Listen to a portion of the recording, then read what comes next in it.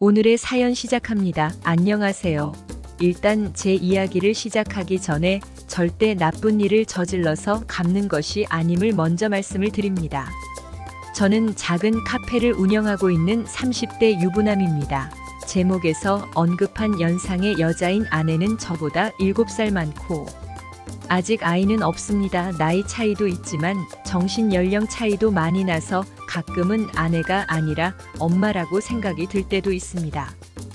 이런 아내와 처음 만난 곳은 20대 후반에 입사한 첫 직장입니다. 화장품 회사였는데 남자 직원보다 여자 직원이 절대적으로 많은 곳이었습니다. 친구들은 꽃밭에서 일한다며 부러워하였지만 실상은 그렇지 못했습니다. 하루 종일 여직원들의 텃세와 상사에게 칭찬이라도 받는 날에는 칭찬한 상사 밑으로 있는 여직원들에게 은근히 갈굼을 받았습니다. 제가 못생겨서 이런 대우를 받나 생각해 보았지만 어렸을 적에 아역 배우도 했을 만큼 잘생긴 동기도 다른 팀에서 일을 하였는데 많이 힘들어 하였습니다. 이런 분위기 탓에 남자 직원들끼리 뭉쳐 다니고 있었고 특히 몇몇 심한 표현을 하는 여직원들은 그렇게 뭉쳐다니는 남자 직원들을 보면서 여러 가지의 저급한 별명들을 만들어 대놓고 놀리며 면박을 주었습니다. 기분 나쁘고 화도 나지만 그렇다고 여직원에게 기분 나쁜 내색이라도 하는 날에는 갑자기 여직원들끼리 단합이 잘 되면서 업무적으로도 인간관계적으로도 힘든 시간을 보내야 하기에 들어도 못 들은 척 알아도 모르는 척하면서 그냥 참고 지냈습니다. 그러던 중에 경력직으로 새 여자 팀장님이 오셨습니다. 오신 첫날부터 풍기는 카리스마가 지금까지 배웠던 다른 팀장님들과는 확실히 달랐습니다. 특히 젊은 남자들만 이뻐하면서 어떻게 한번 해볼까 하는 목적으로 행동하시는 다른 여자 팀장님들하고는 차원이 달랐습니다. 여자 남자 구분 없이 일 잘하고 예의 바른 직원에게는 확실히 보상과 칭찬이 따랐고 반대로 이런저런 핑계를 대면서 힘들고 번거로운 일은 남 직원이 해야 된다며 뺀질거리면서 얌체스러운 행동을 하던 사람들에게는 벌과 꾸중만 따랐습니다. 그러면서 새로 오신 여자 팀장님에 대한 존경을 넘어 좋아하기 시작했습니다. 바쁘다는 이유로 미루었던 팀장님. 환영회 겸 회식을 오신 지 6개월 만에 하였습니다. 술도 잘 드시는 팀장님 때문인지 점점 시간이 지날수록 팀장님 옆자리를 사람들이 피하기 시작했고 저는 인사드리는 명목으로 팀장님 옆에 앉게 되었습니다.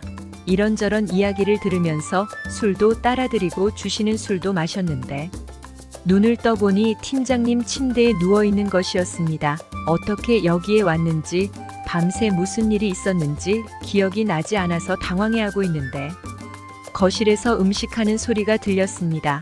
다 벗어놓은 옷을 입고 나가보니 팀장님께서 아침 식사를 준비하고 계셨습니다.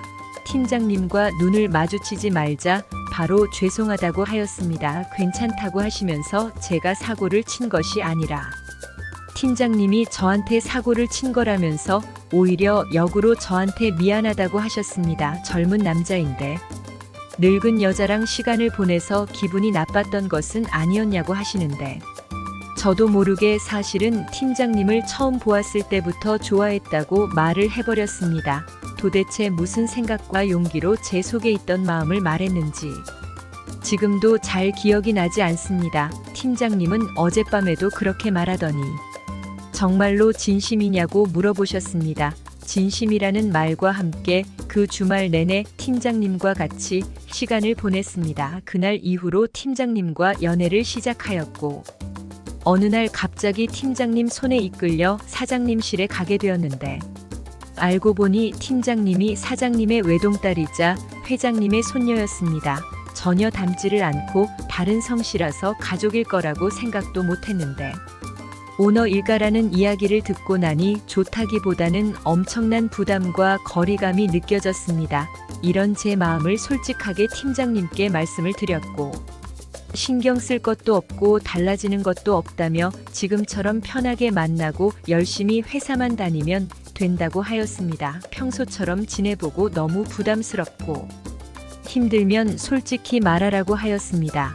처음에는 혹시 사장님을 마주칠 것만 같아서 회사에 출근하자마자 사무실에만 계속 있고 화장실도 한참 동안 참다가 갔습니다. 하지만 하루 이틀 지나다 보니 층이 다른 사장님을 만날 가능성도 적고 저 외에는 팀장님이 사장님의 외동딸인 것은 아무도 모르고 있는 상황인데다가 심지어 팀장님과 비밀 연애 중이다 보니 저 혼자서만 난리치고 있다는 생각에 평소처럼 돌아오게 되었습니다. 그러면서 팀장님과는 마음의 대화도 잘 맞고 특히 몸의 대화도 잘 맞아서 연애한 지 3개월 만에 동거 및 결혼 준비를 시작해서 연애한 지 반년 정도 만에 결혼을 하게 되었습니다. 청첩장을 돌리는 저와 팀장님이 결혼한 데서 놀랐고 팀장님이 사장님의 외동딸이라는 것에 더 놀랐습니다. 그동안 저를 힘들게 하던 사람들의 표정이 지금도 선명히 기억이 납니다. 신혼여행 이후에 임원으로 인사명령 나는 것이 아니냐며 사람들이 수군거렸지만 저는 다음 해에도 그 다음 해에도 진급은 되지 않았습니다. 입사한 지에 얼마 안 된 사원인데도 오너 일가가 되었다는 것이 알려지면서 사람들이 어려워하고 일도 시키지 않고 불편해하는 것 같아서 퇴사를 해야겠다고 마음을 먹었습니다. 아내는 퇴사를 하지 않고 회사에 남아주기를 희망했지만 저한테도 아내한테도 회사에도 도움이 되지 않을 것 같다며 설득하였습니다.